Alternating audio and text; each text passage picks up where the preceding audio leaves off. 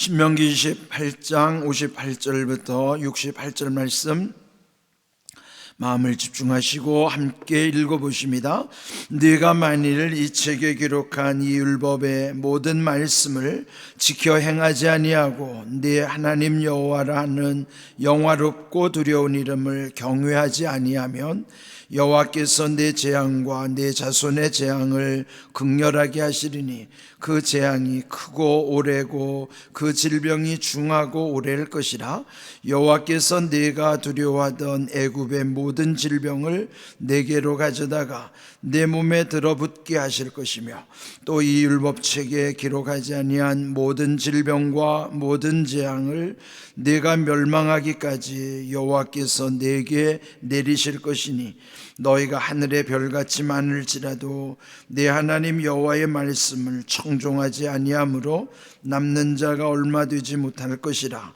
여호와께서 너희에게 선을 행하시고 너희를 번성하게 하시기를 기뻐하시던 것 같이 이제는 여호와께서 너희를 망하게 하시며 멸하시기를 기뻐하시리니 너희가 들어가 차지할 땅에서 뽑힐 것이요 여호와께서 너를 땅 이 끝에서 저 끝까지 만민 중에 흩으시리니 네가 그곳에서 너와 네 조상들이 알지 못하던 목석 우상을 섬길 것이라. 그 여러 민족 중에서 네가 평안함을 얻지 못하며 내 발바닥이 쉴 곳도 얻지 못하고 여호와께서 거기에서 내 마음을 떨게 하고 눈을 쇠하게 하고 정신을 산란하게 하시리니 내 생명이 위험에 처하고 주야로 두려워하며 내 생명을 확신할 수 없을 것이라. 내 마음의 두려움과 눈이 보는 것으로 말미암아 아침에는 이르기를 아하 저녁이 되었으면 좋겠다 할 것이요 저녁에는 이르기를 아하 아침이 되었으면 좋겠다 하리라. 여호와께서 너를 배에 싣고 전에 네게 말씀하여 이르시기를 네가 다시는 그 길을 보지 못하리라 하시던 그 길로 너를 애굽으로 끌어가실 것이라. 거기서 너희가 너희의 몸을 적군에게 남녀 종으로 팔려 하나 너희를 살 자가 없으리라. 아멘. 마침내 신명기 28장 마지막 부분에 이르렀어요. 읽기도 참 힘든 내용들이에요. 물론 28장 1절부터 14절까지는 아주 신나는 내용들이고 정말 사모하고 싶은 마음인데 15절부터 68절까지 말씀은 정말 마음에 힘든 내용들이에요. 아주 인생에서 최악의 상황, 이런 비참한 지경에 이를 수 있는 경우가 실제적으로 역사에서 있었고 또 모세가 예언했던 내용이 그들 이스라엘의 역사 속에 이런 처참한 일들이 있었기 때문에 우리들 안에도 이런 경각심을 가져야 되는 거예요. 지금 우리 시대는 그나마 참 좋은 시대를 살고 있지만은 앞으로 미래가 또 어떻게 나락으로 떨어질지는 모르는 겁니다. 그러면 오늘 주신 말씀, 이 말씀 제목이 보면 경외하지 아니하면, 하나님을 경외하지 아니했을 때 이런 엄청난 비극이 일어난 것이죠. 물론 극단적인 상황이지만 이런 것이 역사에 있었고 또 역사는 반복되기 때문에 또 우리가 하나님을 경외하지 않을 시대에는 비참한 일이 또 발생할 수 있다는 거죠. 어제도 이런 처참한 현실이 왜 발생했는가 그 원인을 어제 주신 말씀 47절에서는 그들이 내 하나님 여호와를 기쁨과 즐거움으로 섬기지 아니했기 때문이다. 그런데 어제 말씀에서는 그 문제점이 결국 우리 예배가 왜곡됐기 때문에 예배를 결국 잊어버리고 예배를 잃어버렸기 때문에 결국은 하나님을 잊어버림으로써 모든 것을 잃어버렸다는 것이죠. 오늘 또 두 가지 원인을 말씀하시는데 58절을 보시면은 하나님을 경외하지 아니하였기 때문이고 또 62절을 보면 또 그들이 말씀을 청종하지 아니하였기 때문이라. 그러면 결국 그 문제가 그 문제예요. 하나님을 잊어버리는 원인인데, 그 하나님을 잊어버리는 또 원인이 뭐냐? 결국 예배의 문제고, 하나님을 경외하지 않는 것이고, 또 오늘 말씀드린 대로 말씀을 청종하지 않기 때문이다. 그 결론이 결국 하나님을 잊어버리는 거예요. 그러면 결국 모든 것을 잃어버린다 하는 거예요. 58절 말씀 보시면 그 하나님, 우리가 경외해야 하는 하나님이 어떤 분인가? 그 직전에 보시면은 하나님 여호와라는 영화롭고 두려운 이름의 하나님이세요. 하나님이 누구신가? 그분은 영화로우신 분이고 두려운 분이라는 것이죠. 경외라는 의미에는 하나님이 영광과 하나님을 두려워하는 우리의 믿음이 담겨져 있는 것이 경외란 말이에요. 하나님을 최고로 사랑하고 하나님을 가장 두려워하는 현실, 이것이 경외인데, 하나님과의 관계를, 그것을 놓쳐버리면 결국 어떻게 되는가? 여기 오늘 주신 말씀은, 결론은 뭐냐면요, 질병의 재앙과 이산의 비극이에요. 가족이 다 뿔뿔이 흩어지는 거예요. 나라가 망하고 민족이 망하면 다 뿔뿔이 흩어질 수밖에 없잖아요. 그런 상황을 말씀하는 것입니다. 결국 60절 보시면 여호와께서 네가 두려워하던 애굽의 모든 질병을 너희들 몸에 들러붙게 하실 것이다.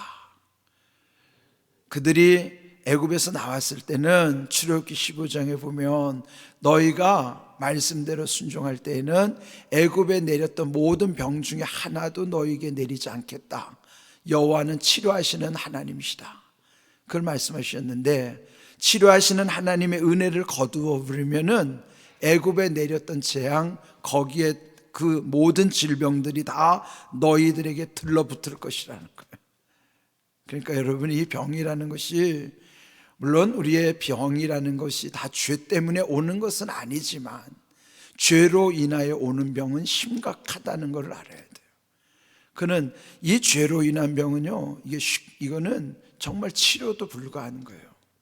그래서 우리가 정말 이 병 가운데에도 죄로 인한 병이 있기 때문에 일단은 내가 어떤 병에 걸리면 무조건 내 자신을 돌아봐야 돼요.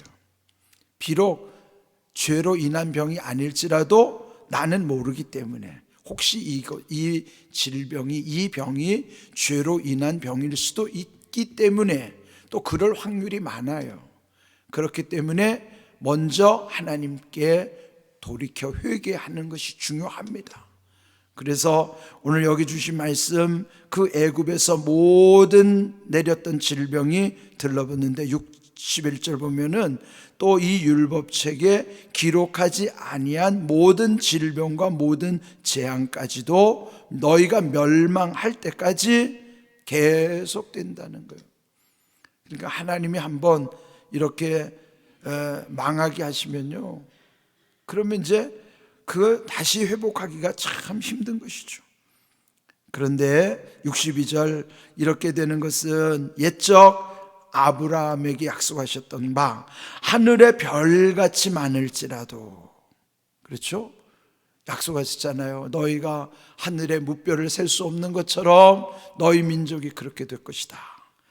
그래서 그들이 실제로 애굽에서 200만이 되는 많은 민족을 이루고 애굽을 나왔어요. 가나안에 들어갔고 또 번성한 시대가 있었죠. 그런데 말씀을 청종하지 않았으므로 남은 자가 얼마 되지 못할 것이라 그런 거예요. 그럼 그들이 결국 뿔뿔이 흩어졌던 그 역사적인 사실은 주후 70년 로마가 그 예루살렘을 함락시키면서 완전히 그들이 그 하나님의 성전까지 다 파괴됐어요.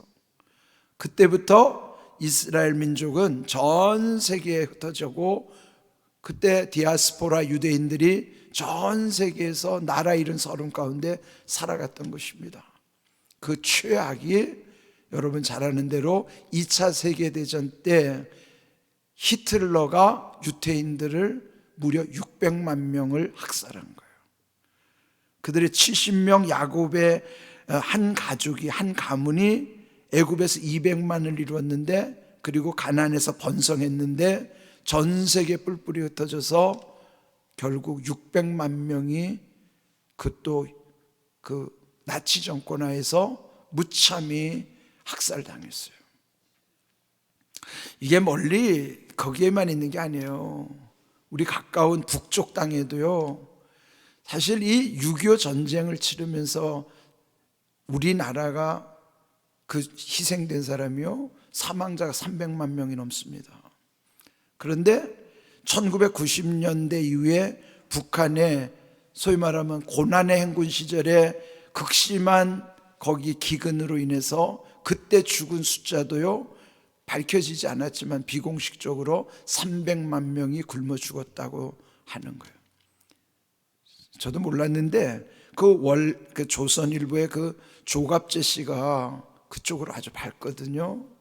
그래서 조갑재 씨가 말하는 게 그거예요. 히틀러에 의해서 600만 명이 유태인들이 학살당했지만 우리 민족은 6.25 때 300만 명이 죽었고, 또 고난의 행군 시절에 북한 사람들이 300만 명이 굶어 죽었고, 지금도 정치범 수용소에서 100만 명이 죽었다는 거예요. 그러면 이 땅에도요 700만 명이 죽은 거예요. 전쟁과 그 북한의 그 기근으로 인해서, 또 정치범 수용소에서. 이런 현실을 보면 북한의 그런 하나님을 부인하고 하나님을 알지도 못하는 그래서 결국 북한 무너질 수밖에 없죠. 하나님을 대적하는 나라가 망하는 건데. 그런데 이런 상황 속에서 정말 우리들이 다시 한번 잘 새겨야 되는 거예요. 아직도 이 민족은 자유 통일이 안 됐잖아요. 그러면은 우리 민족이 빨리 저 북녘의 동포들도 참된 해방과 자유의 날이 이를 때까지 우리가 방심할 수 없죠. 늘 우리가 기도해야 되는 것이고, 그러면 여기에 말씀으로 늘 경각심을 가져야 되는 거예요. 하늘의 별과 같이 하시는 것도 하나님이 하시지만 여기 말씀대로 청종하지 아니하면 남는 자가 얼마 되지 못할 것이라, 결국 무너지고 망하는 것도요 하나님을 떠나면 비참해지는 것임을 깨달아야 되는 것이죠. 63절, 여호와께서 너희에게 선을 행하시고 너희를 번성하게 하시기를 기뻐하시던 것 같이. 이게 하나님 본심이에요. 그런데 그 다음 표현을 보면 여호와께서 너희를 망하게 하시기며 멸하시기를 기뻐하시리. 너희가 들어가서 차지할 땅에서 뽑힐 것이라. 그런데 이것을 하나님이 기뻐하시겠다는 거예요. 그는 하나님의 본심이 아닌 거예요. 여러분, 하나님이 지금 속상하시기 때문에 이렇게 표현하는 거예요. 이게는 뭐냐면 역설적인 표현이란 말이에요. 반어법이란 말이죠. 하나님의 본심은 선을 행하시고 또 너희를 번성하게 하시기를 기뻐하시는 하나님이에요. 그게 하나님 본심이란 말이에요. 이 본심을 우리 마음에 새겨야 되는 거예요.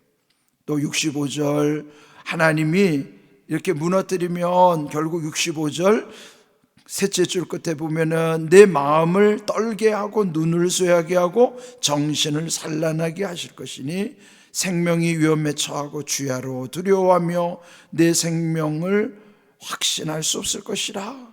내 마음의 두려움과 눈이 보는 것으로 말미암아 아침에는 이르기를 저녁이 되었으면 좋겠다 할 것이고 저녁에는 이르기를 아침이 됐으면 좋겠다. 아마 이런 경험하신 분이 있을 거예요. 아이들을 키울 때 보니까요, 애들이 낮에는 잘 놀다가 밤에 꼭 아프더라고요. 저희도 첫 목회할 때 아주 첩첩산중 시골에서 목회할 때 아이가 밤에 아프면 이게 진짜 대책이 없는 거예요. 그러면 빨리 낮이 왔으면 좋겠다. 그런 마음이 들더라고요. 특별히 아픈 분들은 밤에 고통을 많이 느낄 거예요. 특별히 잠 못 이루시는 분들. 그러면 빨리 낮에 왔으면 좋겠다. 그냥 우리 또 낮에는 힘들면 빨리 밤이 왔으면 좋겠다. 아마 낮에 고통스러운 사람은 밤이 왔으면 좋겠다고 그렇게 자책하는 사람이 있는가 하면, 밤이 고통스러운 사람은 낮이 빨리 왔으면 좋겠다고 말하는 사람이 있을 거예요. 이렇게 된다는 거예요. 결국 여러분, 하나님의 은혜 안에서 이 모든 일을 우리가 잘 이기려면은 늘 하나님의 은혜를 잊어버리지 않아야 돼요. 하나님의 감사한 가운데서 모든 일을 행하는 거예요. 제가 오늘 이렇게 월요일 새벽 기도 때마다 저는 늘 하나님 앞에 감사해요. 저는 이 앞자리에 앉아서 십자가를 바라보며 미소를 짓는 거예요. 하나님 감사합니다. 주의를 지키는 것이 제게 얼마나 기쁜지 몰라요. 왜 그런 줄 아세요? 토요일 날 설교 준비를 다 마치고요, 마음이 많이 힘들어요. 이거 내가 어떻게 설교하지? 안 보여요, 잘. 그런데 주일 설교를 마치고 이 월요일 날 앉아있으면 설교를 내가 한 게 아니구나. 제가 또 제 설교한 거를 저도 들어봐요. 근데 이건 내가 한 설교가 아니구나. 토요일 날 그렇게 힘들어하고 나는 무식하고 무지한데 하나님이 지혜를 주시니까 말씀의 영이 임해서 내가 들어도 이 말씀이 내 말씀이 아닌 거예요. 그래서 저는 감사하더라고요. 그러면 하나님이 하셨다는 것이 얼마나 감사한지. 새벽에 목이 잠겨도요, 감사한 거예요. 얼마나 기뻐요. 감사하면 모든 것이 이렇게 하나님의 은혜 안에서 다 하나님 길을 열어주신다. 여러분, 날마다 감사로 시작하시고요, 감사로 사시면서 저녁에 잠들 때도 감사함으로 날마다 시작과 끝이 감사로, 마지막 천국 갈 때도 그냥 천국 갈 때 눈물 흘리면서 기쁨으로 감사하면서 가세요. 너무 기뻐도 눈물이 쭉 흐르잖아요. 그래서 마지막에 안 누르면 그것도 이상하니까 마지막 눈 감을 때 그 눈물은 기쁨의 눈물이어야 돼요. 슬픔의 눈물이 아니고 기쁨의 눈물을 흘리면서 하나님 품에 안겨야 된다고요. 이런 귀한 은혜를 늘 새기는 것은 우리에게는 이런 최악의 상황이 우리 민족에게 나타나지 않도록, 또 우리 개인에게도 나타나지 않도록 이렇게 하나님의 은혜를 늘 감사함으로 모든 일이 아름답게 온전하게 이루어질 수 있도록 늘 여러분 감사의 삶, 그 은혜를 잊지 않으려면 늘 감사함으로 살아가는 귀한 은혜 가운데 더욱 하나님 주시는 기쁨으로 평강으로 이루어지는 삶 되기를 주님의 이름으로 축복합니다. 아멘.